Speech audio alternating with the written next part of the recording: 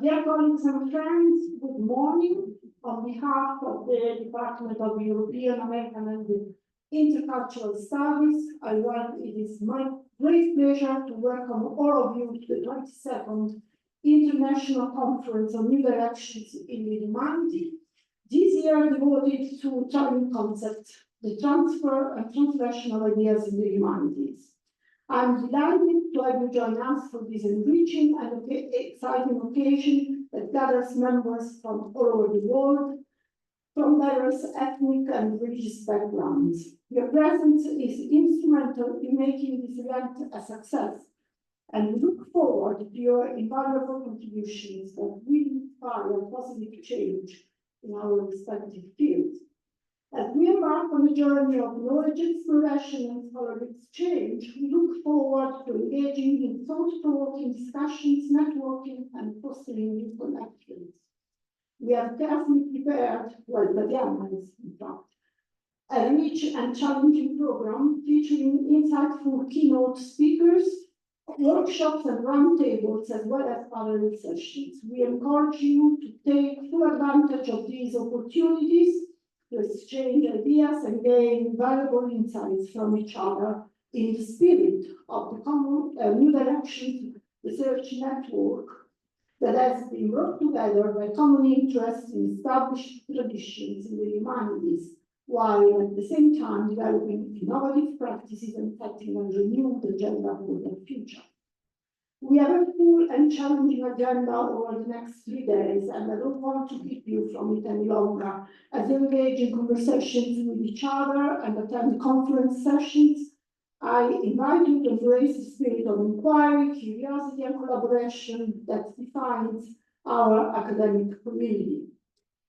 Thank you for being part of this event, for coming to Rome in this terrible season. Maybe it's the worst because of the hot weather. Your presence and active participation are greatly appreciated. Teamwork has been critical to the organization of this big conference. So let me thank the people at New Directions in the Humanities, first of all, for choosing Rome as the venue of the conference and for their contribution. Special thanks goes to Dr. Tatiana Portnova. Without her, this event would never ever have taken place. I would also like to extend my gratitude to all the students, postdocs, and colleagues who, for the next 3 days, will lend their support in making the conference a success. I sincerely hope you will enjoy the conference and Rome, notwithstanding all the roadblocks in town, and live with new insights, connection, and inspiration. Thanks a lot for being here.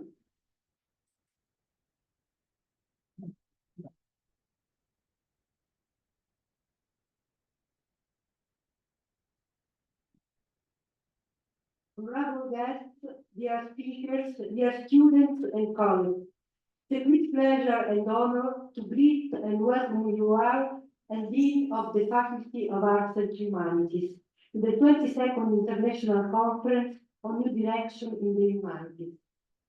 First and foremost, I would like to express our sincere gratitude for your participation in this conference. Your presence enriched our discussion and contributed to the vibrant intellectual community that we strive to foster.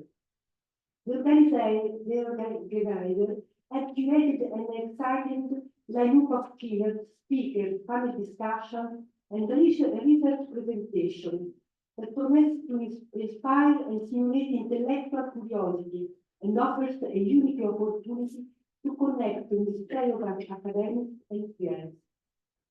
In addition to the academic program, the 20th session, social events, workshop will facilitate meaningful interaction and fostering interdisciplinary collaboration. I am very confident the conference will foster future collaboration between part of the university and the new direction in the humanitarian research network.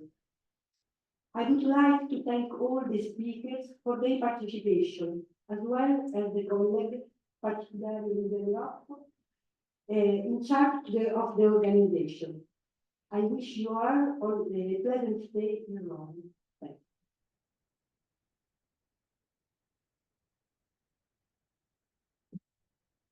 Well, good morning, everyone. It's a pleasure for me to welcome you on behalf of the community of the Department of European, American, and Cultural Studies. I think that the theme of this beautiful conference is wide-ranging, as it is stimulating, as are all talks planned. Transfer and translation are two of the key concepts in the way research is done today. As Barker and Sia wrote, all major cultural exchanges in history involve translation. And there is no doubt that the transfer of ideas is one of the great drivers of any cultural process. This concept has been declined here in different ways, which can contribute in a broad way to common reflection on the humanities in an inter- and transdisciplinary key. It is an inescapable perspective for those who want to do research today, and I believe that collaboration and intersection between different points of view, and different competencies is at the heart of this conference. One last element that I want to emphasize is the connection between research and teaching, which I see coming up again and again in speeches of these days, as well as the connection between humanities research and social studies. One can clearly see a conception of the research that has a strong ethical and political concern, and that determines the contribution that, as humanities scholars, we can make to the society. For this reason, I think all those present, I thank all of those present for their participation, and to the organization for having chosen this department and Sapienza as a privileged place to develop reflection of such great relevance. Thank you. Thank you.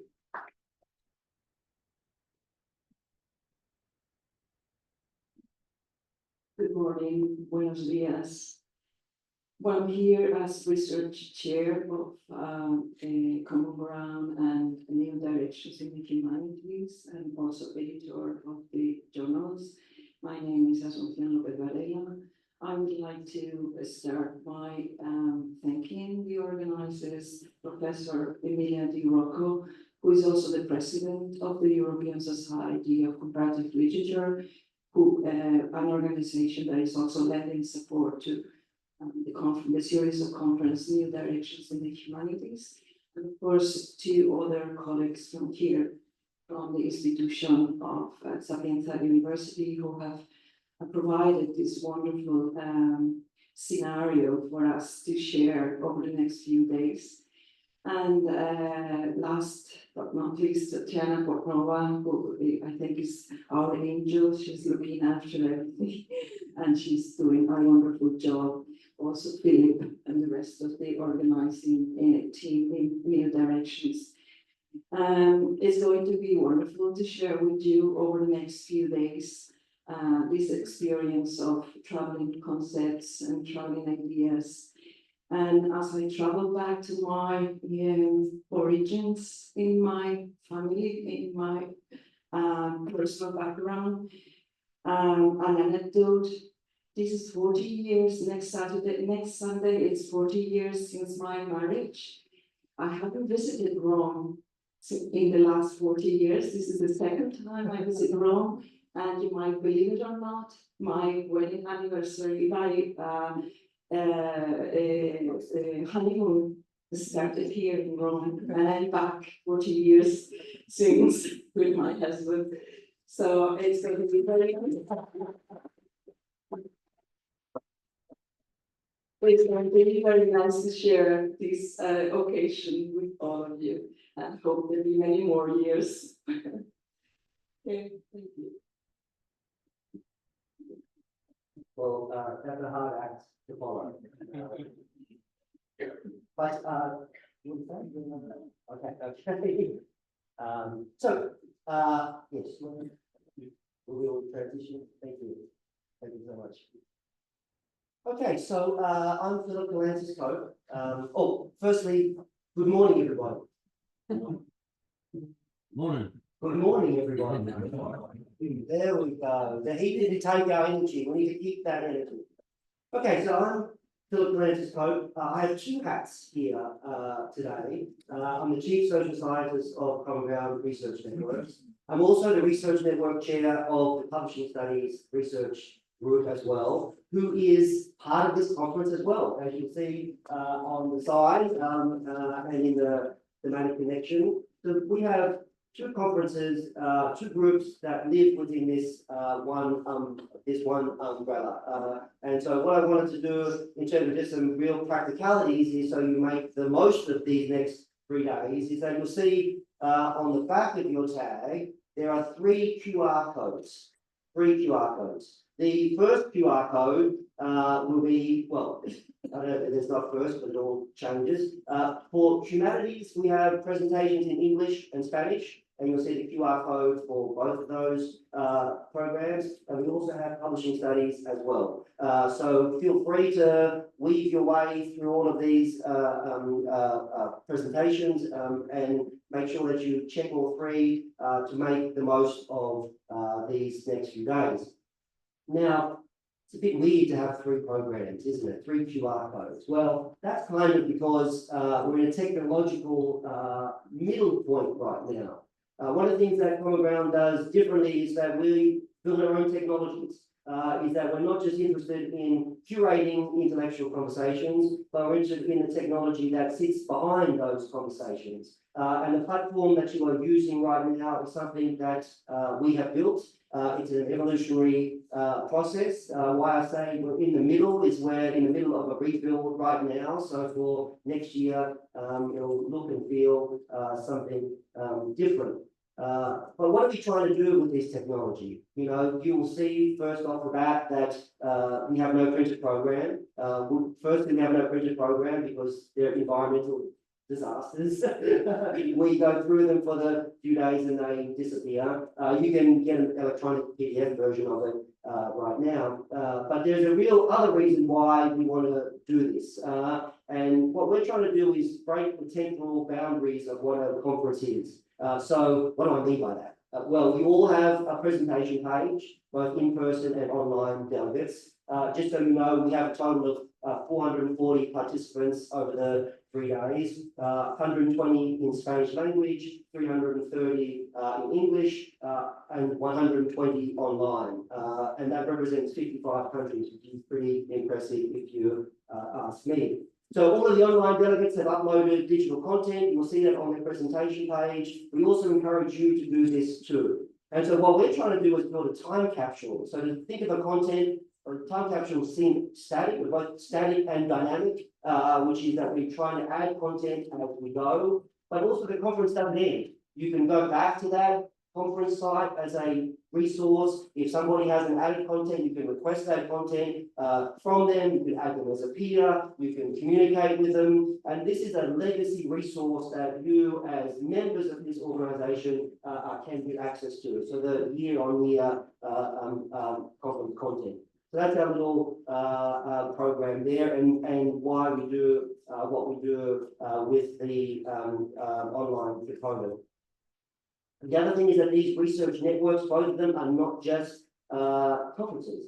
We have wonderful journals, a collection of journals in the direction of the humanities, both in English and Spanish, and we have a single journal for information, media and society, the Publishing Studies Research Network. We have a lot of authors in here, which is wonderful to see. One of the things that I want to say to you as well is that our kind of intervention in scholarly communication in the publishing world is to firstly make sure that you get access to this content. So as part of your conference registration, if you sign in to the bookstore, you will see that you get access to the 20 years of published research that we have. So getting access is a very important part of it. We also want a democratic approach to peer review. We love ASUN, we love our editorial boards, but we also like what everyone does out here. And so we find members of our community to do the bulk of the peer review work. So in that way, the knowledge validation happens in horizontal ways, and that's a very important part of what we do. We also have a book series on both sides. We have a book launch this year, a book talk by David Schindberg. The presentation in audio books as artifacts. David, do you want to stand up for 1 second? There's David there. We'll give him a round of applause.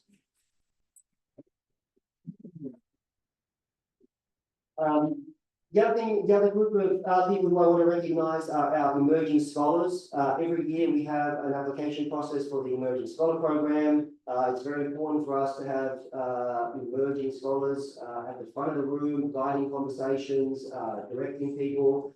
Emerging is an existential concept. I keep saying this. It's got nothing to do with age and position in life.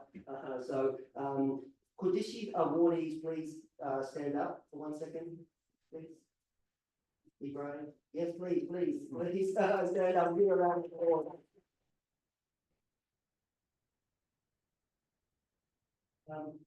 Okay, yes, I think that's it from me, but I really want to thank you all for being here. I want to thank our host for doing such a wonderful job. And what I'm going to do before we hand over to my colleague, the Spanish scientific director, is I'm going to introduce our chair for next year. If you thought it was hot now, wait until we get to Hawaii next year. So let's see how you. Thank you, Philip. It's great to be here. Buongiorno, everyone. And next year, everyone can say aloha. I look forward to seeing you there. So I've traveled thousands of miles, kilometers, all the way from Hawaii to be here today in Rome, Italy. What a privilege it is to be here. I truly love history, and to be here with all the Roman history in front of us and around us is simply amazing, just incredible, fantastic. I still can't believe it. As much as I'm excited to be here in Rome, I'm also so excited about next year's conference. I'm the local conference chair of next year's New Directions in the Humanities Conference in Hawaii. And yes, the conference will be in Hawaii for the first time. And I'd like to personally invite you and encourage you to join me in Hawaii at my university, the University of Hawaii Hilo, on June 25 to 27. And so do I have some time to show a little video to get you excited about coming to the islands?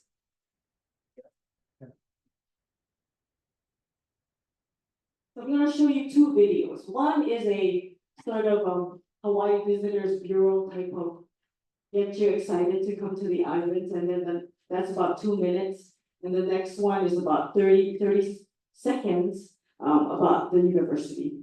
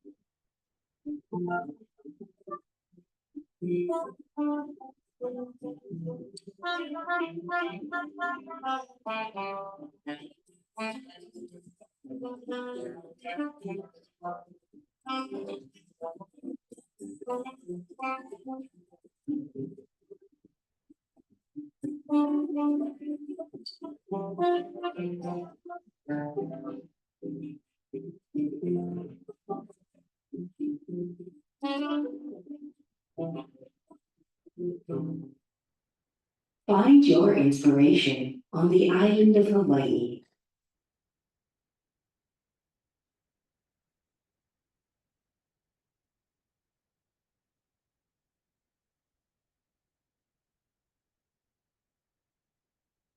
It's really, really amazing to be able to be studying in such a beautiful place. Beaches, waterfalls, I mean, you have everything here. As an international student, even though you're so far away from home, you still feel that you are part of the family and the community. With you in Hilo, I grew as a person. It's what led me into actually getting my bachelor's degree and succeeding. Come and be a part of this experience at UH Hilo. And It starts with a voice. Yeah, so this is our page for the conference next year. We have a great set of plenary speakers. We've got our hotel discount page as well for accommodations. We were hoping that with advance notice and having the introduction of the conference in Hawaii, now early on, you can do some advanced planning and that you'll be able to be here. And as you exit, I have a little bit of decal. I couldn't bring all of the souvenirs, but I've got like a lot of pens, pencils, postcards, to give away, but I couldn't haul them all here. But I do have some decals for you, so I'll be standing at the door and handing you one and hoping to see you. I invite you personally to be at the University of Hawaii Hilo. I'm Dr. Patsy Iwasaki. Please, I'm gonna be here for the next 3 days at the conference, so talk to me. And I'd love to hear from you and invite you to join me in Hawaii next year. Thank you so much. Mahalo.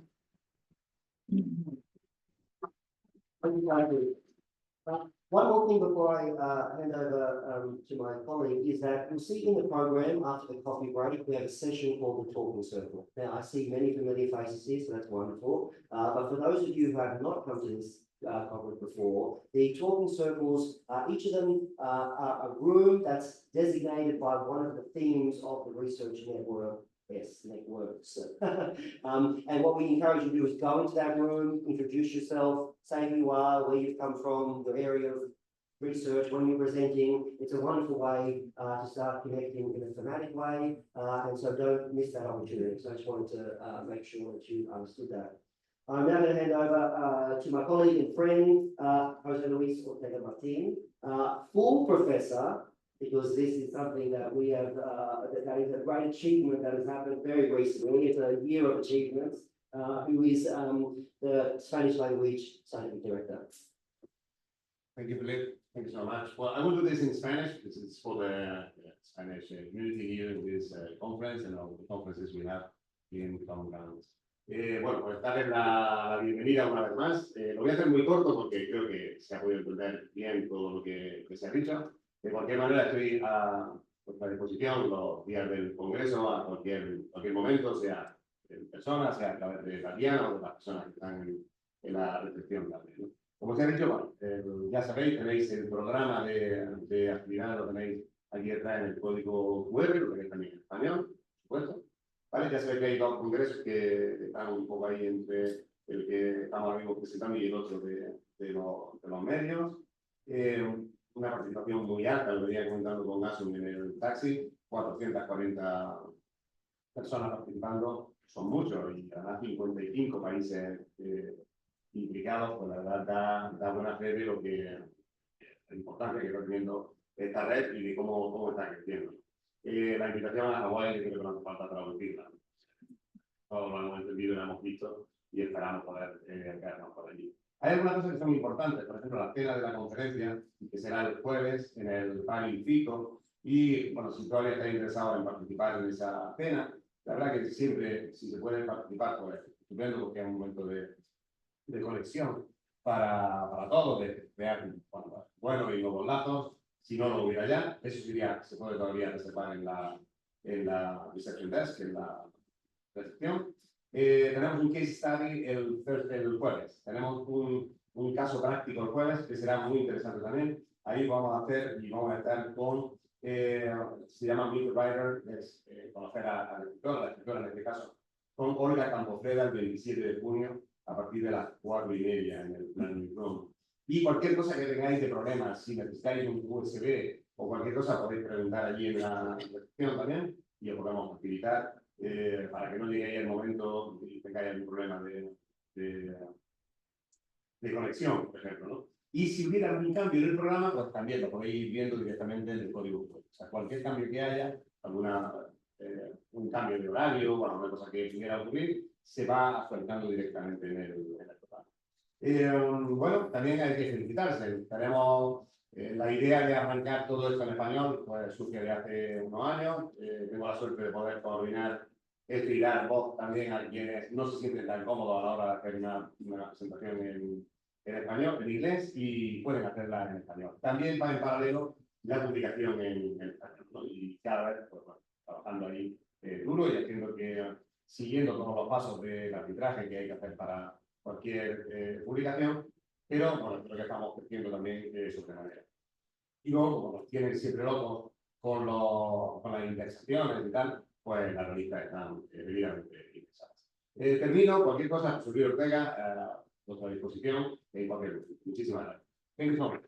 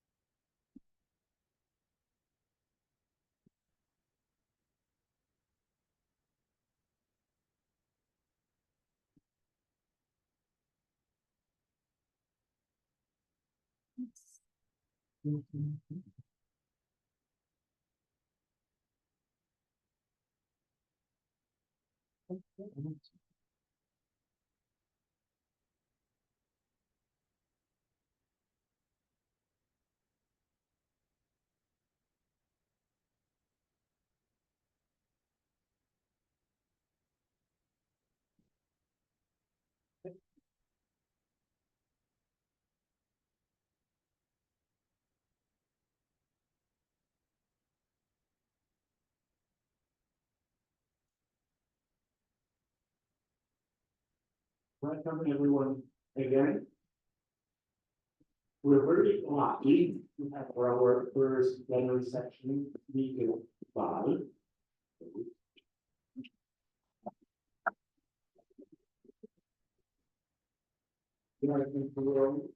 And she's many things. If you visit her website, if you're not familiar with her art and work, I advise you do so. She's the author of 46 books and supervisor of 81 PhDs.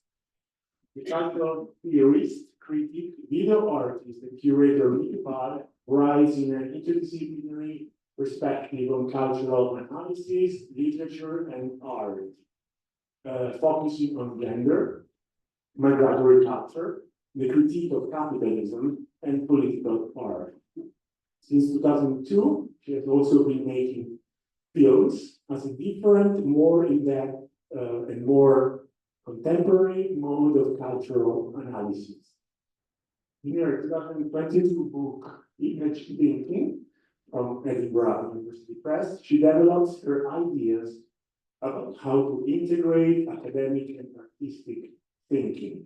As a filmmaker, she made a number of experimental documentaries, mostly about migration, migratory situations, and theoretical fiction. So her last book, Image Thinking, proposes a new model of synthesis and creating an intellectual work that will benefit practitioners, students, and scholars across the humanities and social sciences.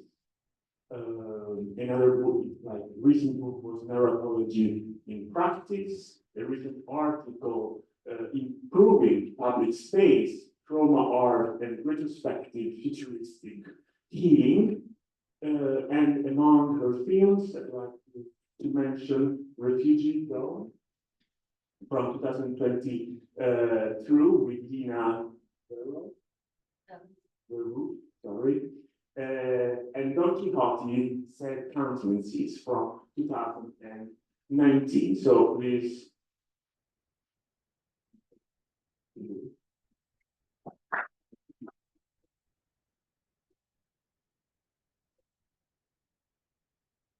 Can you hear me? Yes, yes. Back also. Buongiorno, buenos dias, good day, hello. And thank you for being here and thank the organizers for inviting me and this wonderful introduction also for picking us up at the airport yesterday, which was quite a heroic feat. Okay, so I will start, and the lecture is 15 minutes, then the film of 30, and another 15. So keep your patience here. In order to participate in society, art must be politically relevant, and for that to work, it must resist the indifference of the world, the indifference to the world. This is crucial so that viewers can become moving and moved, witnesses, instead of passive contemplators, and reflect more deeply where possible, change their convictions. And this is urgent, given that the fast pace in which natural and human-made disasters are happening in the present time, killing thousands of people. Urgency is an important factor of time. Act now, quickly. Studying how art can convey this message without turning it into propaganda is the difficult but crucial mission of the humanities today. And this is why I devote this lecture to the issue of time as a traveling concept that appears in many shapes with different meanings. And I want to mention, I was going to show the cover image, but I'm at least going to mention the fact that this year is also the first time that some of my work is going to appear in Italian. And I'm very grateful to Gianni Romano from the publishing house Post Media Books for having initiated this translation. Now, doing our intellectual work requires to deploy the imagination. And this is not enough, though, albeit indispensable. We must also deploy a new verb, image, what we imagine, in writing creatively and or by making arguments with and through images. And this has compelled me to begin making video art already 20 years ago. You can still hear me in the back also? Yes? Okay, thank you. And if not, you just wait and someone will be. Okay. And so this has compelled me to begin making video art 20 years ago. There was another temporal issue coming up at that time of increasing interculturality. We need to do this imaging with instead of about other people, and among other issues. To accelerate the production of knowledge and insight, instead of having to wait years until a publication becomes accessible in the library. More generally speaking, the complex issue of time exemplifies the productive merging of activities that intellectuals, artists, and curators pursue, all in different ways: witnessing, encouraging, activating. Activating is my key word. Now, W.J.T.H. Tom Mitchell is a great specialist in visual thinking. He wrote an article titled Present Tense. Now, I consider that title an octopus for its triple wordplay, for its tentacles. On the present, as an era or moment with its urgency call for urgency. On verb tenses, and the implication that looking, thinking, and living happen in the present tense. And third, on tense as stressful. The occasion for his article was the murder of George Floyd, profoundly disturbing evidence that the present time is tense. But what is time? In spite of George Kugler's brave attempt from 1962 to argue for the contrary, time has no form, has no shape. It is not a thing you cannot grasp. But as one of our traveling concepts, it can leave shapes on its travel through the world and through the history, in the sense of weather-induced wear and tear, or historically specific styles, and it can be imaged, of which Mitchell's essay, Present Tense, gives the most convincing visual iconography. Now, image, I have made some changes at the last minute, so I'm stumbling a little bit on words. So the more or less form of time is that of an octopus, is what I have made of it. Because, where is this image? I should have it, yes, here it is. The image on the left here shows the sculptural quality of the octopus in a beautiful photograph. And then on the right foregrounds that quality even more because it is a sculpture. Time can be used in rhythm, which can sometimes create the impression of feeling or form, or a feeling of form.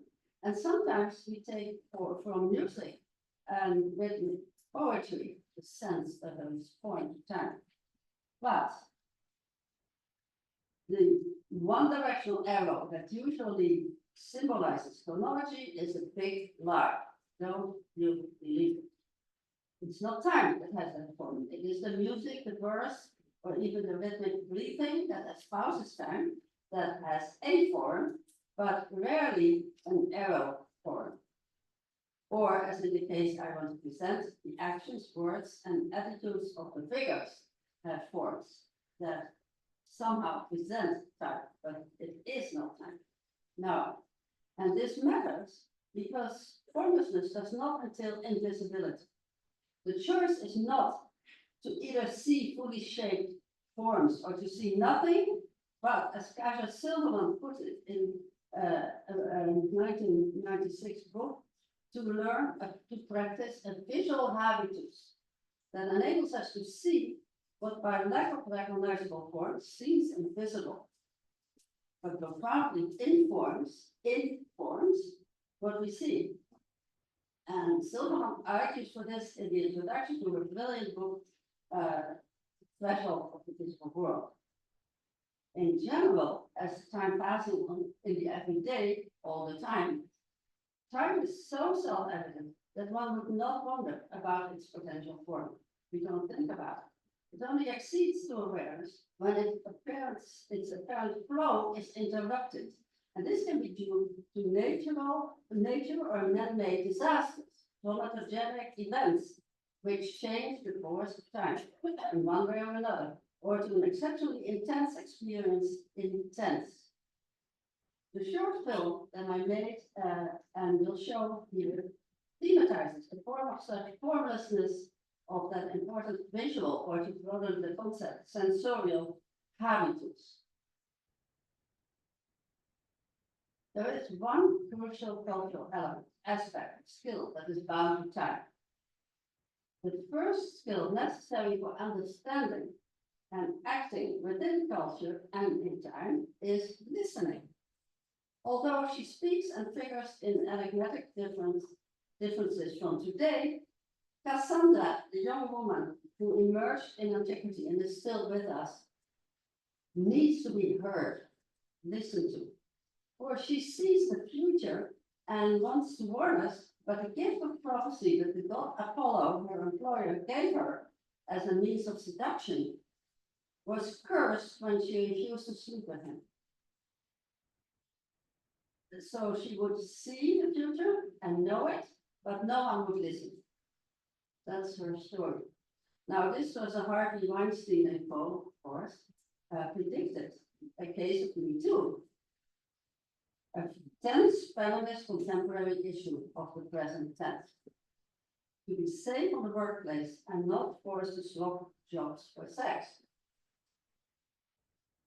In 2019 and 2020, Indian artist Nalini Malani has been arguing visually in several exhibitions. Listen, it's about time we listen, and she called her exhibitions Listen. And Malani made 30 panel paintings that you see here, and you saw a bit of it on the opening slide. And this multi-panel painting intimates an affiliation with a cinematic quality. Malani is an intermediate and also a quoting artist. She engages both Eastern and Western and literary texts, myths and literary texts, and brings them to the present world in surprising original forms. Her art, I would contend, is a form of cultural analysis, and that is my project for the new humanities. In March 2020, 1 week before the Corona lockdown, literally a week, I was invited by the Polish National Film School, or WUSZ, to participate in an experimental program for which the school had received a grant to explore what an essay film is, can be, or can do. Now, Dr. Jakub Mieke, we call him Kuba, here in the right side image, asked me if I was interested in coming to WUSZ for a week to make an essay film. Even regardless of the question of whether I considered myself capable of making a film of any length or genre in 1 week, it's very, very quick, which is trying in more than one sense. I had never thought about the essay film question. What's that? And so I was slightly flabbergasted when, and even more so, upon receiving the invitation, I said so. Kuba's quick answer was, but all your films are essay films, which is why he invited me as the first participant. Now, the truth of that answer stunned me. Why did he know something about my work that I didn't? And upon reflection, I had to agree, and I was grateful both for the invitation, but also for the way it compelled me to think again about my own films in the light of this concept. The immediate dialogue between Cuba and myself, I would qualify as an instance of intellectual friendship, the concept that's very dear to me, an affiliation that makes discussion possible and productive in itself, as a form of cultural analysis. Now, in the essay film, is the essay film, the question arose, is the essay film a genre, an approach, a characterization of a specific content? We discussed this at length. If the latter, how could I briefly describe the content of each of my films? I'm not sure I can. With my innate curiosity, the topic of the essay film began to haunt me. It is really difficult to pinpoint what an essay is. My term essay simply the equivalent of trying, as the verb essay suggests, an attempt. Now, the tentative character of the term suggests is quite appealing. It does not suggest a finished state, but an ongoing process. Instead, in reflecting on what the essay as genre, approach, or as Adorno would have it, form, is or does, helps understand some nuances, which for me are very important in cultural production and analysis, or rather both together. And this is its travel. Adorno, that you see here, has written about it. The essay film I was to make, I had decided I had to read this time more explicitly an essay that I had not really thought about before, in the multiple senses of the word, and to affiliate it with the practice of cultural analysis, it had to contain theoretical issues. Now, the connection between present and past as reciprocal, going back and forth, and a social political weight, that is what matters in an essay. Today, the connection among those requirements are more urgent than ever. I was to come up with the concept, the script, and make the film, the cast and crew that Cuba had selected and that the school had provided. So all the people here that you're going to see are students of the school.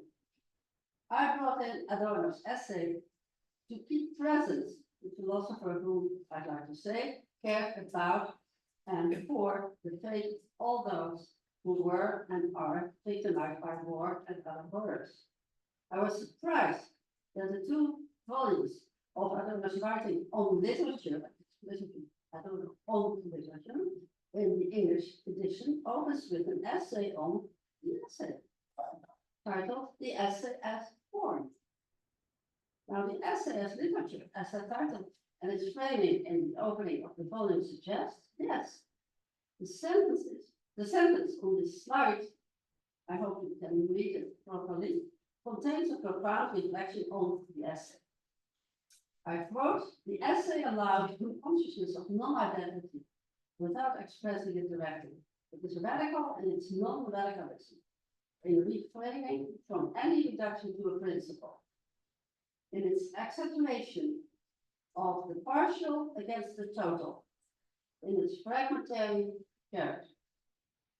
This is the beginning of this essay. Now, in this sense, fictional novels frequently harbor the two fundamental features of an essay, in Adorno's view of that non-genre, the two meanings of partiality, fragmented, not whole, and subjectively passionate, engaged, committed.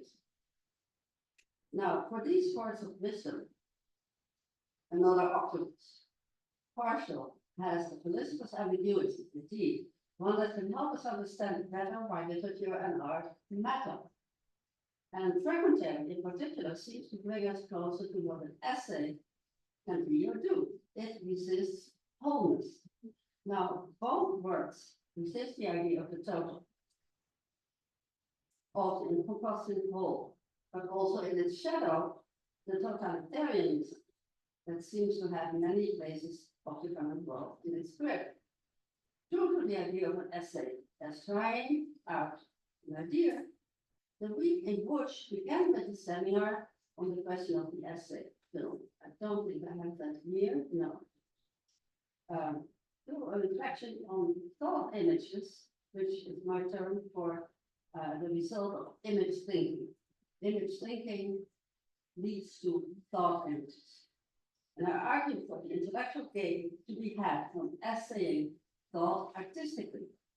Last year, I published a book that our colleague here already mentioned about this issue. And amazingly, the publisher released the paperback edition immediately, offering 30% discount on already modest price. So it is affordable for students, and I brought some flyers for you if you are interested in it to get that discount. So you can pick them up here.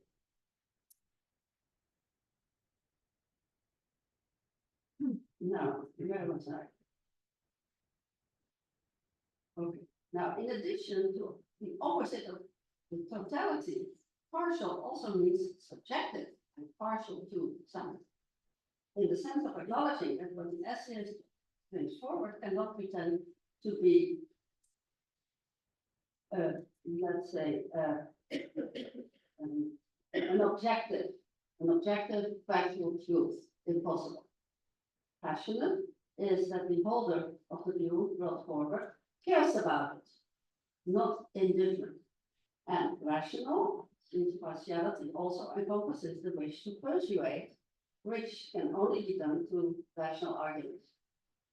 As for fragmentary, this accords well with the non-totalitarians. Do keep these words in mind and make them connect to each other.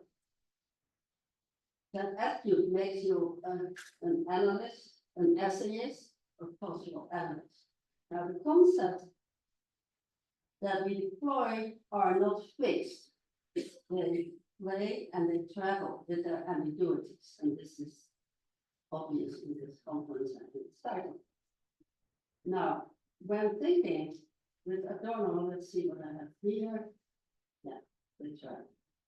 When thinking with Adorno about the subject for my essay experiment, the figure of Cassandra came to my mind.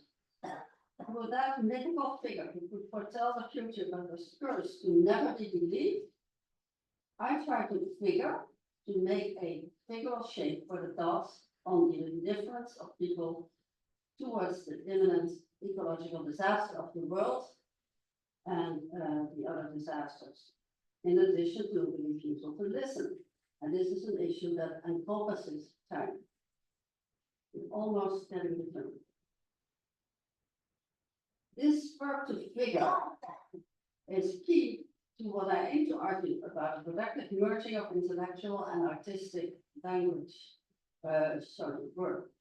In his 1971 PhD thesis, French philosopher Jean-François Lyotard argued for language as more dynamic than it is usually seen, turning it into a force, a movement, and made it more sensorial. And this brings language itself already into the realm of the cinematic. As such, he argued, language is closer to the Freudian unconscious as laid out in the 1900s book, The Interpretation of Dreams, than to any socio-derived structuralist conception of it. Dynamism as opposed to structural stability. And I think it's important to keep that in mind also when you study language. This view creates waves that might work for transferring not just meanings, but thoughts and their forms, including, but not limited to images from one medium to another. And due to the blindness of intermediality in theoretical writing, the importance of visuality influenced the theory of interpretation of dreams has been often more or less ignored or neglected.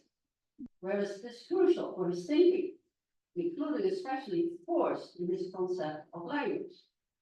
Now, Lyotard describes meaning as sense, including sensuality.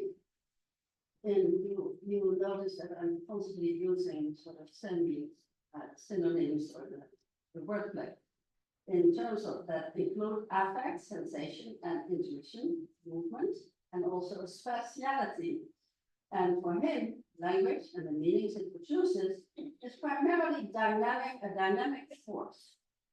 Force for Lyotard is inherent in language, and it is in David Roderick, cinema philosopher, who wrote a book about this. In his paraphrases, and this is the quote here that you see, is nothing other than the energy that folds and wrinkles the text and makes of it an aesthetic work.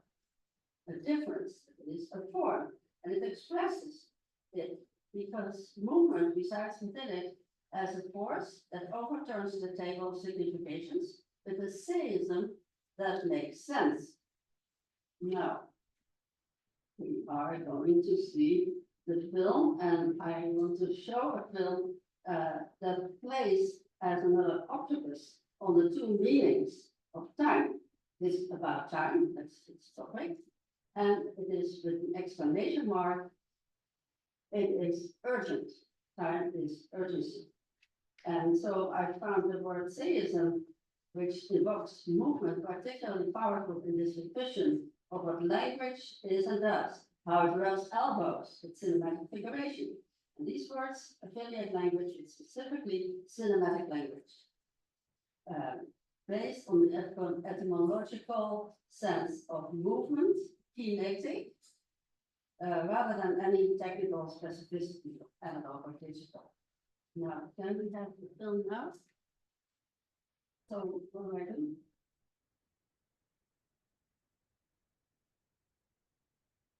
Oh, right.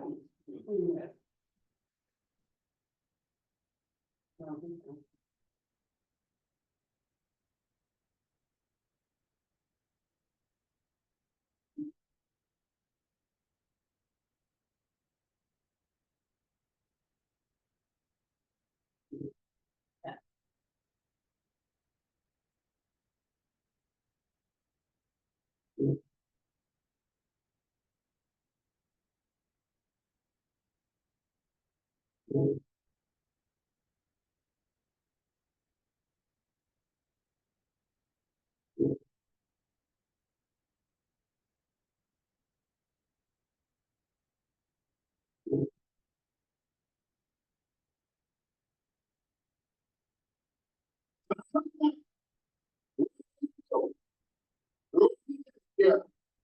I'm coming! Opowiadając wstępuje w śmierć. Im bliżej śmierci jesteś, tym bliższe i wyraźniejsze stają się obrazy z dzieciństwa i młodości. Nie naszedł mnie obraz, nie potrafiłam go odpędzić. Nie.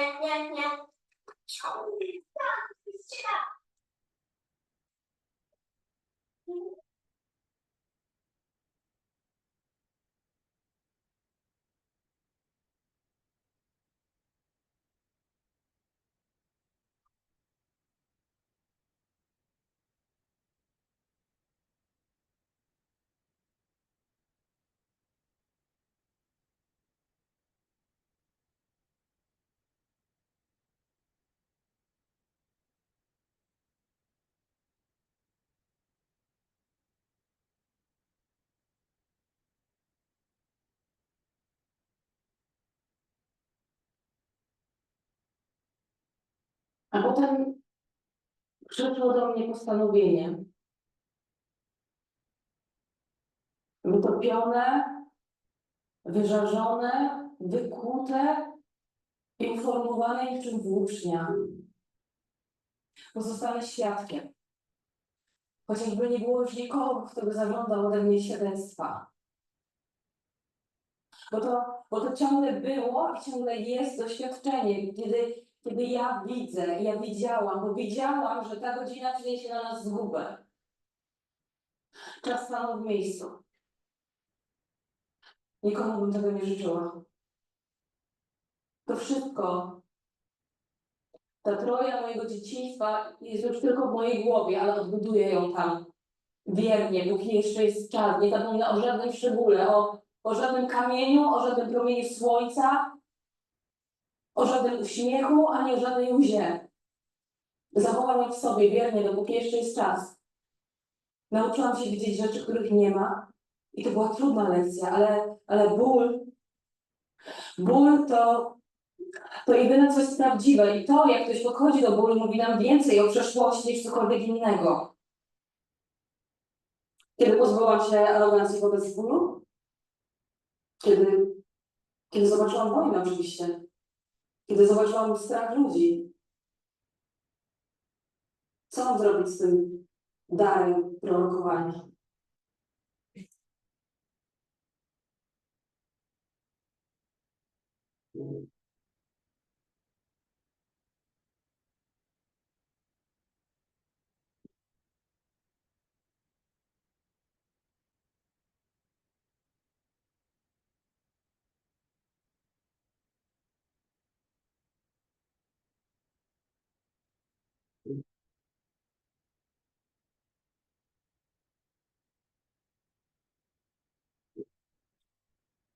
Kassandra! Gdzie jesteś? Jesteś tu potrzebna. Nikt nie potrzebny. O co mi chodzi? To, że się spóźniłam? Że nigdy nie mówię o czasie. Jeżeli chodzi o to pierwsze, to powinien się wstydzić, bo to on zawsze jak się spóźnia. Zwłaszcza jeżeli mówię to drugie. A jeżeli ja to drugie, to proszę bardzo. Jestem gotowa.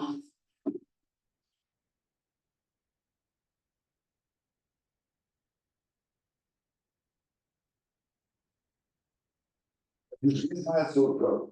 Będziesz mówiła prawdę, ale nikt ci nie uwierzy. I co chodzi o mówienie? Wiem, bo mówiłam, że ja próbuję myśleć, ale jakimi środkami w ogóle myślimy? Co cię tak martwi, że się pogubiłaś? No, naprawdę nie wiem, dlaczego pan to tak utkwił mi w głowie. Może to jakieś słowo związane z jego imieniem, które próbuje uwolnić z głębi, do których nie wstąpiłam.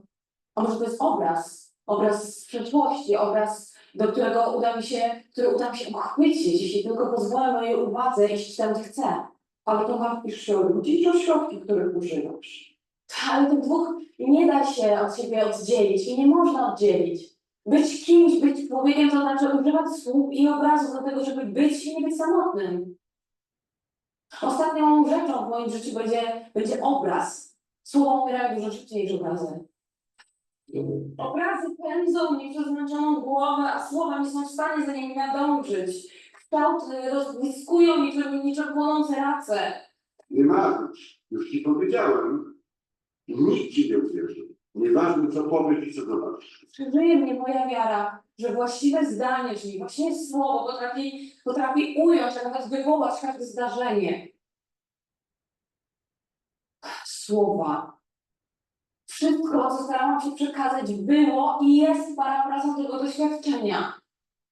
Dla Greków nie ma innej alternatywy niż dobro i zło, życie i śmierć, wojna i pokój, przyjaciel i wróg. Oni myślą inaczej niż my. Któregoś wieczoru słyszałem, jak Parys powiedział: kapłanko, nie pozwalasz, aby moi ludzie odnosili się tym samym. I odpowiedziałam nie, bo Pantos uświadomił mi, że słowa wywołują materialne znaczenie. Nie działa jak skurcz. Tak przynosiło rozluźnienie. Słowa mają takie same działanie jak obrazy. Zobacz na to. To, czego nie da się powąchać, zobaczyć, dotknąć, nie istnieje. A zatem, która z tych dwóch igieł sosny istnieje, a która nie? A może obie? A może żadna? To właściwie co zobaczyłaś, kiedy tak stałaś? Kiedy tamtego wieczoru stałam na murze, znowu ujrzałam słońce, księżyc, gwiazdy, drzewa oliwne, które srebrzyły się na wietrze. Purpurowo-metaliczny połysk morza o zachodzie słońca. I na nieruchomym obrazie poruszały się kształty. Czy ostatecznie chodzi o patrzenie? Nie o słowa? Kiedy żyjemy, nie trzeba i nie musimy ich od siebie rozdzielać. Nasz umysł łączy je i miesza cały czas.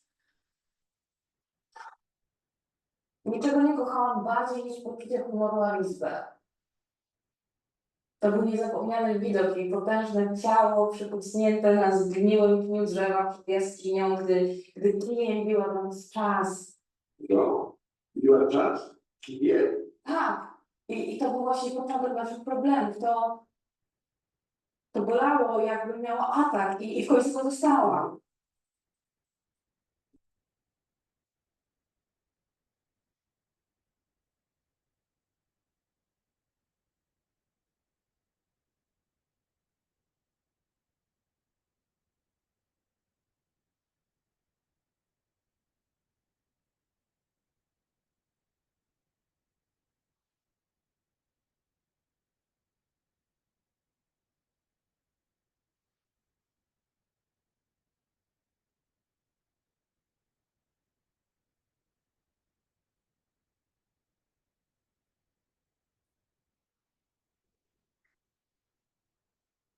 Więc to był atak.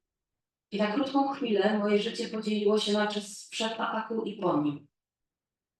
Ta chronologia wkrótce straciła ważność, jak niemal wszystkie następne. Jak ta nieważność chronologii wpływa na ludzką obsesję na punkcie historii, na przykład historii obrazów, historii sztuki? Pre i post, przed i po mogą wejść ze sobą w dialog, jak ja i ty. Czy to niedorzeczna myśl? I czy to w ogóle ma jakieś znaczenie?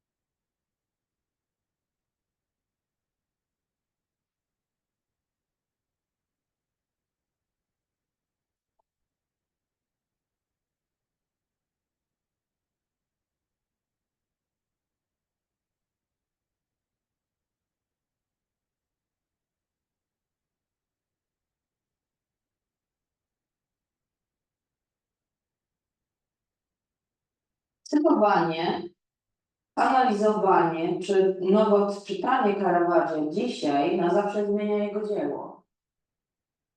Jak każda forma reprezentacji, sztuka nieuchronnie angażuje się w to, co przyszło przed nią. A to zaangażowanie ma charakter aktywnego przepracowania. To ono uściśla, co i jak postrzega nasze spojrzenie. I dlatego praca wykonana przez obrazy późniejsze unicestwia te dawniejsze w poprzednim kształcie, tworząc nowe wersje starych obrazów w ich miejsce. Przykładem tego procesu jest zaangażowanie współczesnej kultury w przeszłość, która ma doniosłe implikacje dla tego, w jaki sposób wytwarzamy zarówno historię, jak i kulturę w czasach współczesnych. Nie ma co się dziwić, że dostałaś ataku, kiedy Elizabeth biła przez kijem. Przyrobiła to po to, żeby go zniszczyć. Tak jak zrobił to ten artysta z RPA, który neguje istnienie czasu. A może nadawała mu rytm? Z pewnością wiesz, że czas ma o wiele potężniejszą moc, niż by wskazywała na to chronologia. Pewien mądry człowiek napisał o tym, jak trudno mieć przeszłość w pamięci. Przeszłość można uchwycić tylko jako obraz, który w chwili swojej rozpoznawalności właśnie rozbłyskuje na wieczne pożegnanie. Ale dlaczego rozpoznanie jest tak ważne? Przecież to właśnie teraz świat zajęty jest zniszczeniem samego siebie. Właśnie do tego. Właśnie dlatego. W tym kontekście napisał on również, dlaczego przeszłość jest ważna. Każdemu obrazowi przeszłości, w którym teraźniejszość nie rozpoznała się jako ta, o którą mu chodziło, grozi bezpowrotne zniknięcie. Ale to nie tylko przeszłość wpływa na teraźniejszość, ale i odwrotnie. Muszę z tym uważać, bo inaczej znowu dostanę ataku. Nasza pozycja w teraźniejszości ściąga na nas odpowiedzialność, by zachować obrazy przeszłości, aby stały się aktualne w teraźniejszości. Nazwałabym to teorią ugruntowaną. Przestanę słowem teoria na prawo i lewo, ale wiesz, co to znaczy? Patrzenie, przenikanie wzrokiem.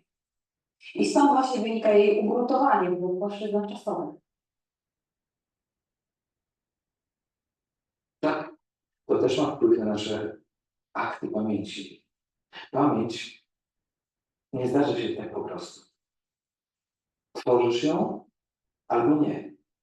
Nawet sny pociągają za sobą odpowiedzialność, bo sny nie tyle odzyskują obrazy, co tworzą je. Masz rację. Pamiętam i czuję, jak ów rytm przyszedł do mnie. Jak tworzę to wspomnienie w tym momencie. Już na zawsze drżenie mego ciała, na zawsze opór chłodnej ściany, której dotykało.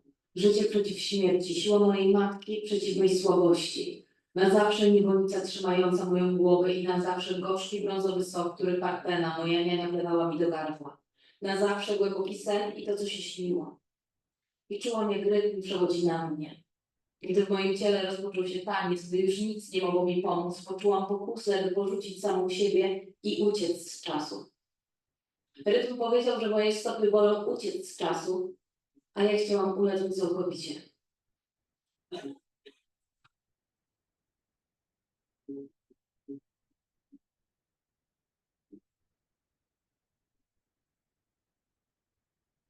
Ale teraz zrozumiałam, co ten mądry mężczyzna ma na myśli i muszę coś zrobić. Muszę działać. Ale nie możemy działać w imię teraźniejszości, a co dopiero przyszłości, bez zgody Rady. Ludzi, którzy reprezentują lud. To właśnie demokracja. Słaba ta pomoc. Przecież odkąd pamiętam, Rada nie miała czasu na sprawy, które naprawdę się liczą. Co innego artyści i myśliciele, którzy martwią się o przyszłość. Oni go mają. Później właśnie za to nienawidzili mnie najbardziej, że nie uległam ich katastrofalnym, pobożnym życzeniom. To nie urodzenie uczyniło mnie trojanką, lecz historie opowiadane na dworskich dziedzicach.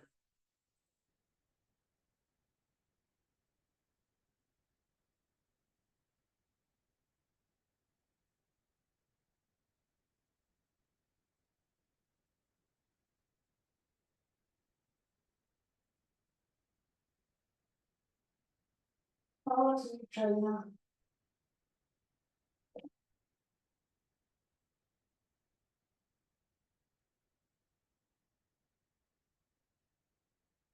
Ja nauczyłam się obserwując różne rodzaje milczenia. Dopiero potem nauczyłam się milczeć sam. To bardzo użyteczna broń. Ciekawe, co z tym pałacem milczenia zrobili artyści.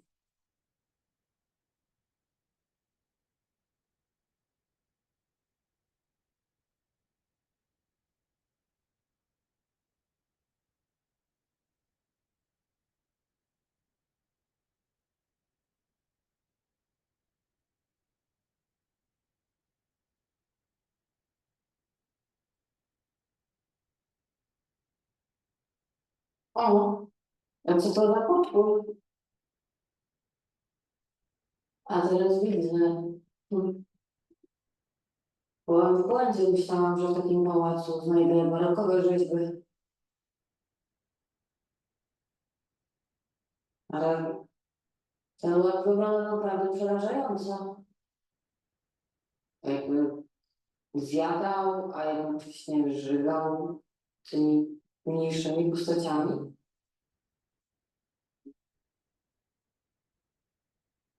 Jesteś taki jak wyrodziłam dziecko? To rozdzielenie, wielość, walka dwóch sił, które starły się w moim ciele. Nie mogłam przestać tworzyć szaleństwa, ta pulsująca gardziel, która mnie wypluła, a potem na powrót wessała mnie do swojego wnętrza. Mam postaci, nie tych barokowych aniołów, ale również posągów ze starożytnego Egiptu, z państwa Majów, kultur greckich, a do tego gigantyczny klucz. Zaludniają strumień powietrza, które wydycha ta gigantyczna głowa. Choć gdy pomyśleć w kategoriach umiejętności, które zarazem wydycha.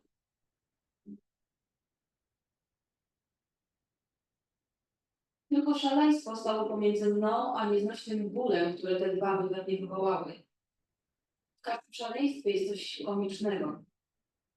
Wszyscy dotarliście do granic mojego pola widzenia. Staliście się cieniami, pozbawionymi realności. Przyjmek pomiędzy zakłada istnienie wielu wymiarów.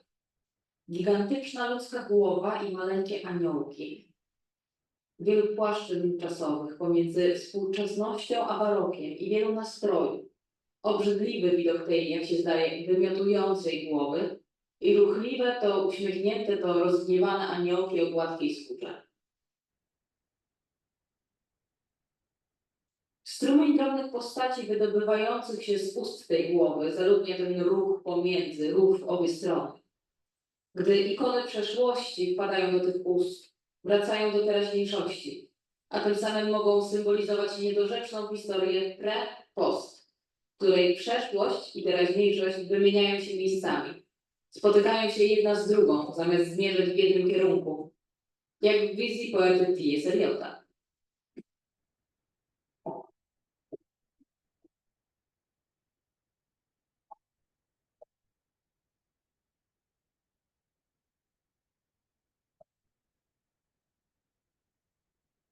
Jest bieg czasu.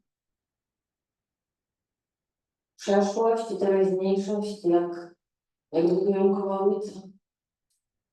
A jednocześnie zaprzeczenie bez ruchu tej pozornie nieruchomej rzeźby.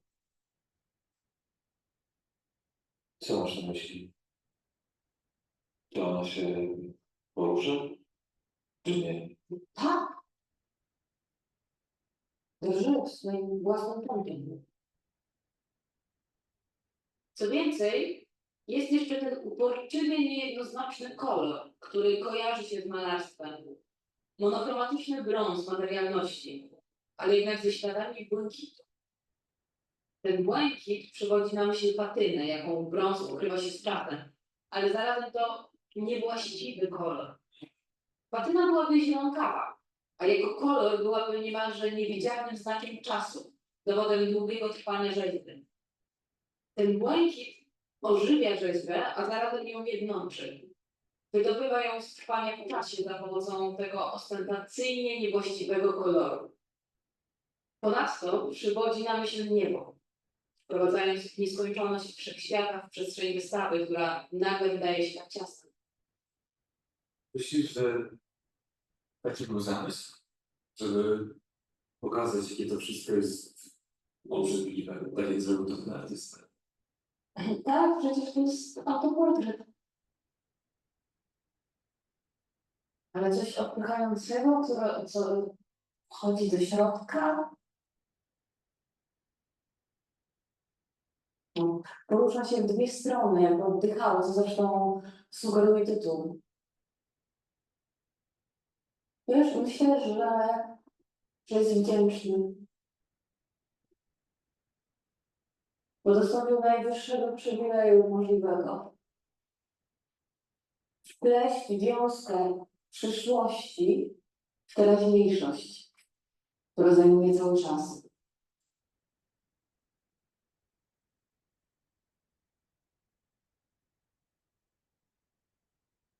Ale to, czy to sprawi, że zaczniemy coś robić, zależy od nas. I tu wkrada się klątwa pola i niszczy wszystko. Przecież nikt nie uwierzy.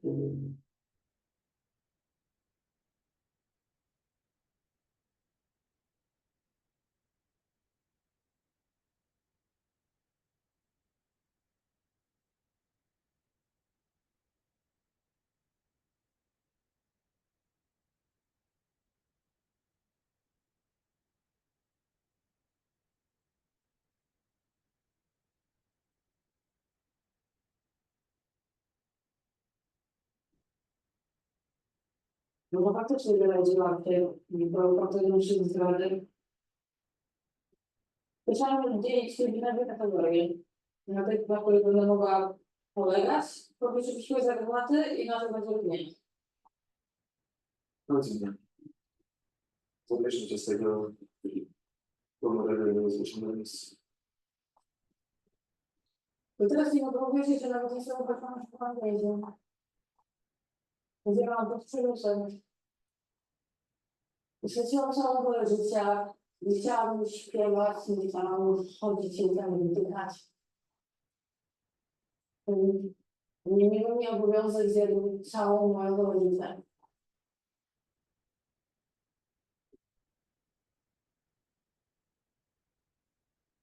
Nie mogę z tobą pójść. Przepraszam. Nie chodzi o przyszłość, chodzi o przyszłość. Ale ja nie mam wyboru. Moi władcy stanowią swoje prawa i wobec tych, którzy przetrwali. Muszę ocalić kilkaset osób przed śmiercią.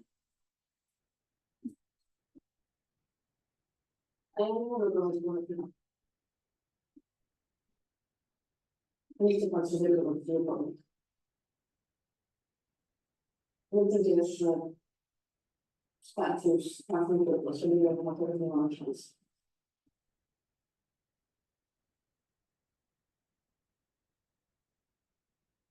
Możliwe, że tam sobie już nie ma. To wyszło nie zabijaniem, a byciem zabijanym jeszcze jedna opcja. Życie. Możliwe, że to nie, ale ja jestem za życiem.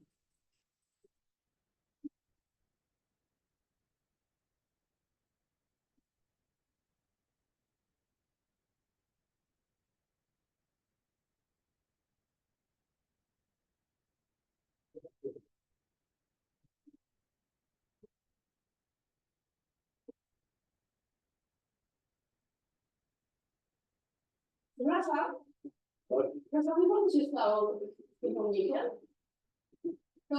To kiedyś był silny mężczyzna, a teraz on jakby był głodny i smutny. Szczerze mówiąc, nie mam pojęcia, no ale faktycznie nie wygląda jak który stan. Posłałem mężczyzna z przyszłości, teraz jest głodującą kobietą z teraźniejszości. Ale że on musi budować do nie myśli, czy mówię, jej melancholia jest, ma charakter bardziej ogólny i rozstrzela się również na mężczyzn.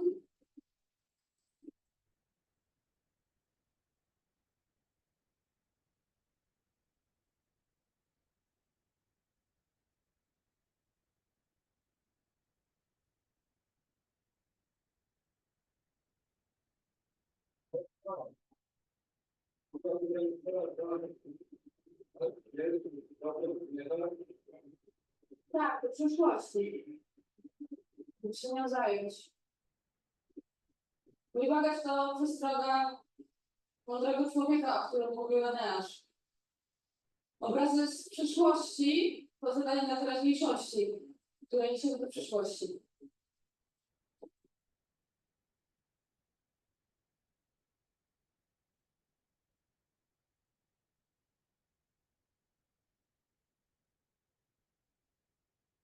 Kiedy postradała moją nienawiść? Brakuje jej tej nieubłaganej zapiekłej nienawiści. I wiem, że jedno imię mogłoby ją wzbudzić, ale wolę już nie myśleć. Gdybym potrafiła to imię wymazać, nie tylko z mojej, z pamięci wszystkich ludzi, którzy pozostaną przy życiu. Gdybym potrafiła je usunąć z naszych pomysłów, wypalić. Moje życie nie byłoby daremne. Achilles.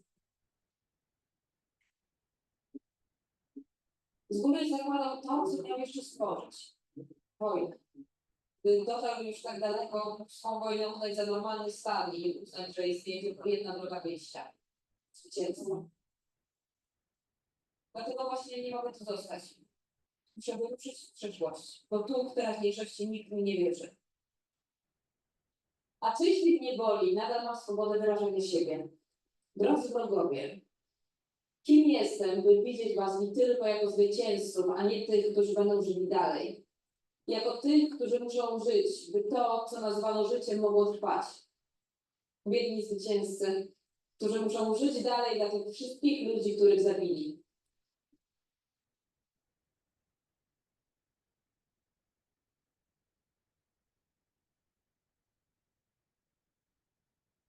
Seria obrazów przebiega przez moją złoczoną głowę, a słowa nie są w stanie za nią nadążyć. Kształty rozbłyskują się w mojej głowie niczym płonące race.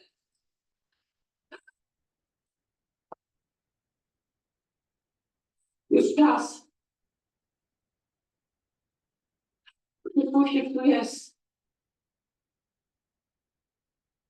It's about time. The future is now.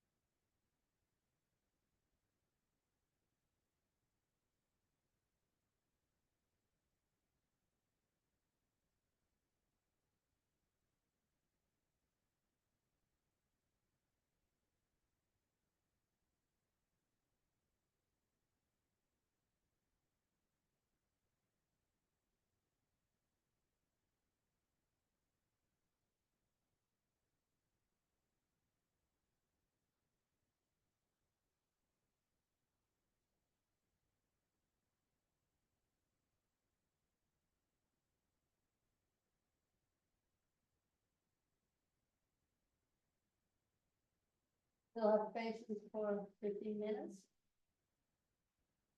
I hope. Well, thank you for your interest. Right?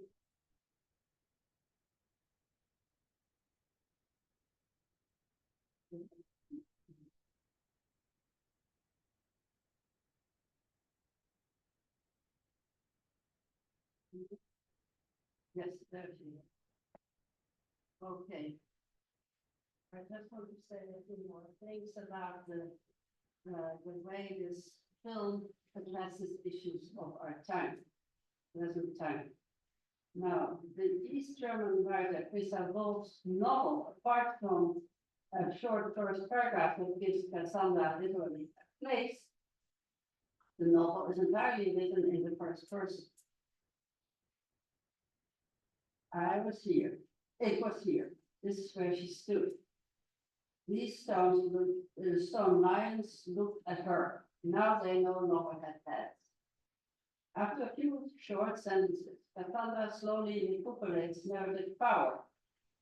This fortress, once impregnable, now a pile of stones, was the last thing she saw. Now seeing the final act of perception in this presentation of Cassandra, what I've termed focalization, that's the term to which I adhere still, cast her gloomy eye on the destructive passage of time. This is reinforced by the final short sentences of that paragraph, which enlists us all. Quote, no trace of blood can be seen seeping out from beneath. Point the way into darkness, into the slaughterhouse and alone. The tacit voice and the negative of can be seen indicates that we readers as co-vocalizers are as powerless as Cassandra. And that final clause foregrounds the fate of this young woman, death by violence, slaughterhouse, and loneliness. And this beginning of the novel sets us up as the listeners that Cassandra left. From the 9 lines of this opening paragraph on, we are compelled to listen to the voice of the first person as we talk. This narratological element is a mini essay in itself. It contends that we must learn not about art, but from art, about the world, time, urgent matters that need intervention. And looking at its details helps that learning. And in this sense, a novel, a fictional novel, has the 2 fundamental features of an essay in Adorno's view of partiality: fragmented, not whole, and subjectively passionate. Now, when we enter that into Cassandra's mind, the first thing you read is a single sentence paragraph. Keeping step with the story, I make my way into death. And then follows the narrative of Cassandra's thought and memories on her final day. For example, the closer you come to death, the closer and brighter are the pictures. Oh yeah, I'm not seeing them well. Are the pictures of childhood and youth. And when she says, I live in order to see, the importance of witnessing, a special socially relevant form of organization, comes to the fore. Moreover, witnessing is the indispensable second personhood that is a precondition of life. Second personhood has been theorized in linguistics, psychoanalysis, and other fields, but nowhere better, more lucidly and consequentially as by feminist philosopher Lorraine Fout. I'll come back to her. What Cassandra sees is the horror to come, and so the future. And in the act of seeing, she is aware of the force as well as the problematic time, as we read it later, when she says, for it is an experience when I see, when I saw. So the outcome of this hour was our destruction. Time stood still, the urgent sailors. And this aspect of time and the urgency to finally listen to Cassandra's prediction of destruction, interwoven with the testimonial of organization, seeing with her, is what makes this novel relevant for, and in fact, an essay on the issues of time it obliquely invokes, and in the present. To see, but not in a voyeuristic liberty, as Adorno has warned us after the Holocaust, and his caution was not an iconophobic censoring, but an appeal to deploy instead our capacity for empathy. And today we see how war and other forms of violence and the willful neglect of the ticking time bomb of destruction of the planet are rampant. If only we would listen to Cassandra, who says in the end of the film, the future is now. As a literary scholar and cultural analyst specialized in narratology, in narrative theory, I'm interested in considering how literature, fiction, novels, art, those products of the imagination can support the necessary insistence on these issues, usually considered political. Now, I seek to argue and demonstrate, however, that their presence lay not necessarily, or not only, in the thematic or semantic domain. To make this point, I foreground 2 theoretical issues quickly, both totally traditional, 2 dogmas in the study of art and literature, and I've often tried to critique and subvert them. Seemingly apolitical, they both have an impact on such political issues. Now, one is the ironclad idea of chronology as the skeleton of history, the only way to be historically responsible and avoid that historians' object of contempt they call anachronism. Now, the other is the appeal to the author's intention, which is sustained in two different ways. The first is the appeal to biographical information and documentation, anchored in the belief that every author knows consciously what they want to convey. And I'll show an example where that's not the case. And this makes cheap of the artistic process of writing. That only the surrealists have liberated from their experiments with automatic writing. Moreover, it ignores historical changes in meaning. The second is the disingenuous invention of the implied author.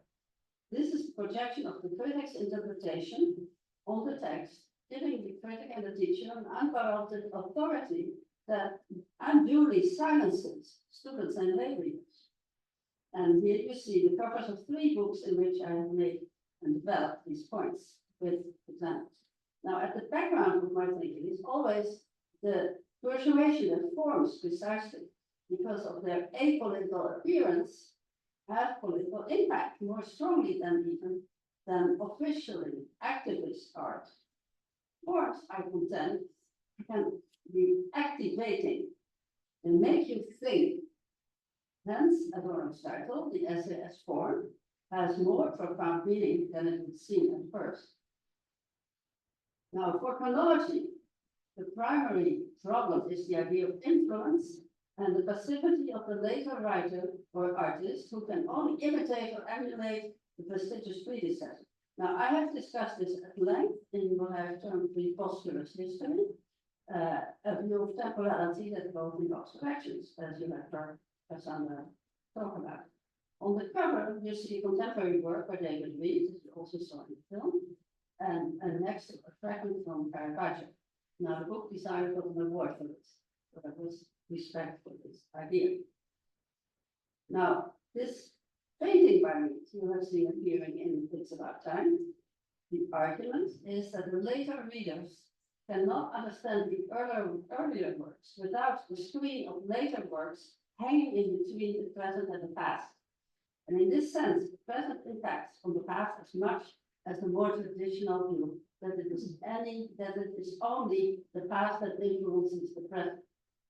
This more common view implies an ideology of development, an evolution from backward past to a more progressive future. Now, recent events of destruction belie such optimism. The political violence, and in addition to the horrible wars, the increasing numbers of rapes and murders of women, including young girls, and the police brutality against people of color, especially in the US, show that the movement can rather be seen as backwards. The future returns and surpasses the past on its own terms, and conversely, delving into works from the past counters the contempt for pastness that it implies. Now, the two movements of Me Too and Black Lives Matter are the most widely known, both more actual, more urgent than ever now. Now, my resistance against linear chronology is not an anti-history position. On the contrary, it is because history does not go away and is with us in the present all the time that I argue against the way chronology puts the past at a distance. History is contemporary. History is now. And this is the reason for the impersonation of Caravaggio's John the Baptist in the film on Cassandra, and for the ways Walter Benjamin's important quote had to be included. The allusion to Benjamin in the round, thin framed glasses that the actor is wearing here underlines this. Every image of the past that is not recognized by the present as one of its own concerns threatens to disappear irretrievably. There's a mistake in the slide here. It should be thesis with an E in the last line. Now, my ongoing academic struggle with chronology And the idea of authorial intention is always intertwined with my feminist and other political persuasions. And in that circle, I have encountered figures, young women in worldwide famous texts who are trapped in a bad, tragic situation. And this is the case of Cassandra. And many of these works of world literature were written by men. Some of that repute when it comes to women's issues. Just one example. Now, these texts demonstrate that both dogmas mention chronology and authorial intention do not hold, and in fact, hold us back from seeing feminist art when it stares us in the face, even where the authors are aware innocent of it. Robert turning his grave, where we say that this novel is a feminist one. That is. And so Robert is my one outstanding example, known for his problematic relationship with women, who nevertheless invented emotional capitalism decades before Marx and Freud each came up with one aspect of this dual syndrome. His masterpiece, Madame Bovary, stages in fictional form an essay in the Adornian sense about a devastating social issue that is still with us. In addition to showing that text is not unilinear, these works also demonstrate that the cultural impact of literature and art is not bound to what the author wants to say. Now, think with artworks such as the brilliant installations and sculptures by Luis Salcedo from Colombia that essayistically entice people to remember violence past as acts of memory in the present. The Cassandra can be considered the personification of reconstructive history in the sense that a glimpse present in the text from the past does concern the present, the warning of immediate mortal danger. Harking back to antiquity, the figure of Cassandra is so marginal in the source texts, I was astounded when I looked it up, and it was barely a few lines. That it took her resurrection in the 1980s to earn the fame that her actions and tragic fate deserved. In addition to being a victim heroine of Me Too, she's also a companion to Greta Thunberg, roaring up from ancient times. The figure has been turned not only into a feminist, but also into an environmentalist and an anti-war activist. Cassandra, the young woman, requires, and has the right to be heard. Listen to. It's about time we listen. Hence the title of my film with its intended fun. It analyzes and discusses time in this theoretical sense of preposterousness, and it warns us that it is time to act urgently. An academic intellectual issue bound to a social political one in reality. Art is not opposed to, nor an escape from, but an integral part of reality, including fiction. Now, literature and film, but also painting, can develop essay art, thought a life that is partial in the two senses of the word, subjective and fragmented. The form of Manali's third panel painting that you already saw intimates not only a cinematic quality as well as a fragmentation, but also suggests detailed looking. You have to really look, it's not so easy. And the panels are both separate and due to the figurations, continuous. Cassandra speaks to Melani's distorted voice, also in her 2012 video shadow play, In Search of Vanished Blood, that was in the document text. But I don't think I have that here now. The essay is literally a trying. And we know that in English, this also means difficult, trying, challenging, trying to do something in trying times. So the activating forms is what we have to do. Now, hearing Malani's, Wolf's, and other great artists' warnings, the beginning of Wolf's novel and its narratological particularities, its forms, passes in the role the listeners that Cassandra didn't have. As I mentioned, from the short opening paragraph on, we are set up as readers addresses of the narrative or narratives to listen to the voice of Cassandra, the first person, who speaks the novel in its entirety, apart from that short beginning. Now, this narratological form solicits us to be committed, empathetic witnesses who care. It goes to show that art, here literature, is not superfluous, basically economically and politically a useless way of relaxing spending one's time. Instead, I argue in all my work, we must learn not about, but from art. I already said this. About, not for the world. Time, peace, and other urgent matters that need intervention now. And looking at its details, including its forms, assist us in that learning. And that is the essay side of art. The backbone of Cassandra's temporal awareness, this is the backbone of Cassandra's temporal awareness. Her repeated call for urgency is key. The most personal, intimate moment of the film, I thought, should be when the near future infringes on the figure's lives at present.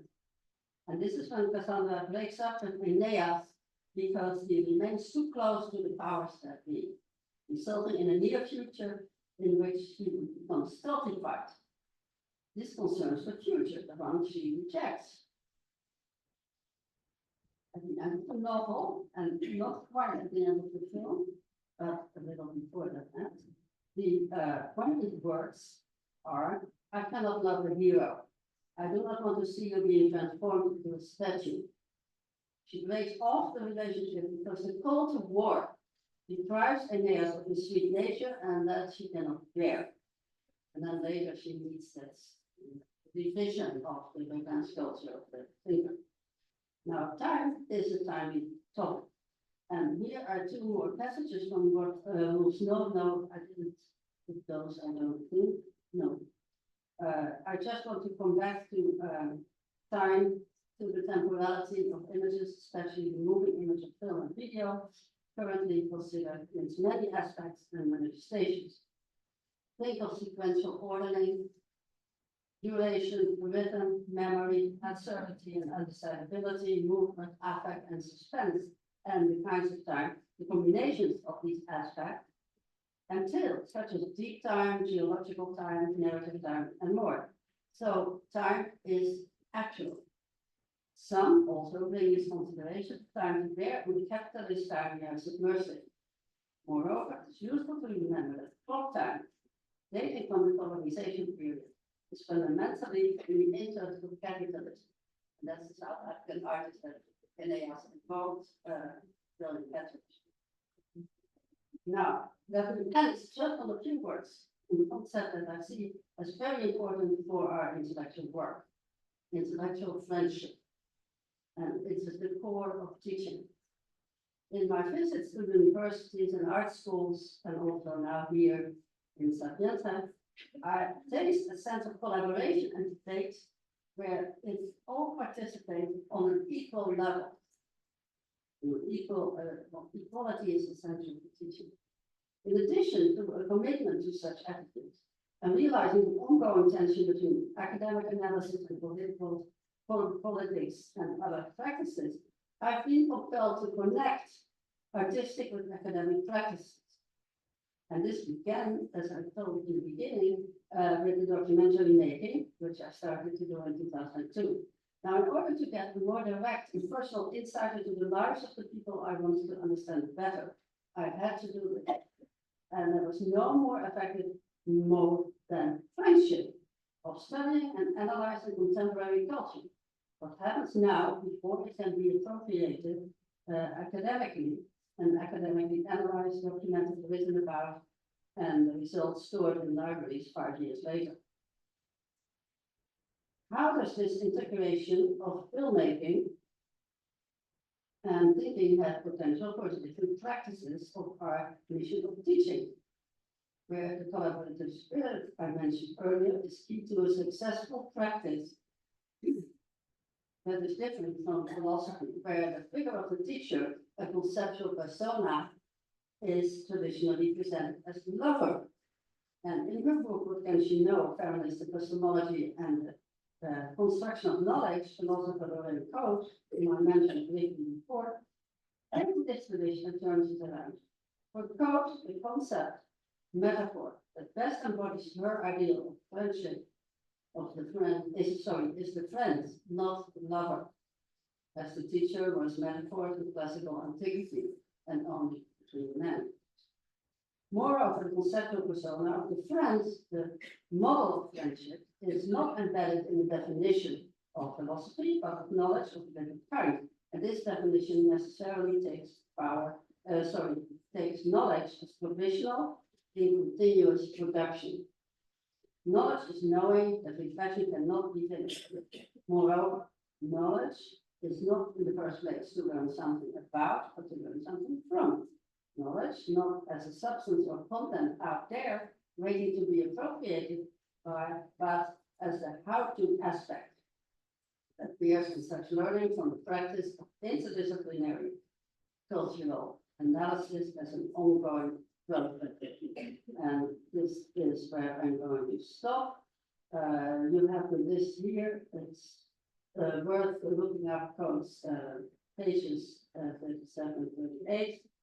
And it helps to distinguish between philosophy in the narrow sense as a discipline to turn it into a potential interdiscipline and to relate it as preposition inter means to the humanities as a more general field. Rhizomatically, to use the latest term, organized according to a dynamic interdisciplinary practice. I propose to take it seriously, not only to make a profile of a good teacher that we all want to be or aspire to become, but also of a good neighbor who is interested in developing friendship with others from which they can learn. And this is, I think, a good characterization of a teacherly personality, which I reckon is contagious, touching colleagues and students alike. It's solicits for collective thinking. And I am sorry that I cannot show you the image of the cover of the book Narratology in Practice that Gianni Romano has spontaneously proposed to translate as a second one. And it is wonderful that I will now also exist in Italian. Thank you for your patience and attention.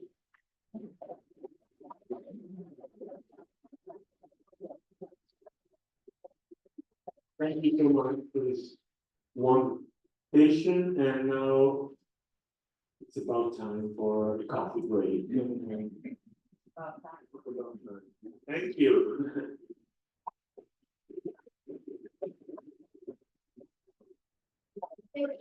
If you have the feeling that the film was a little too light because the lights were on,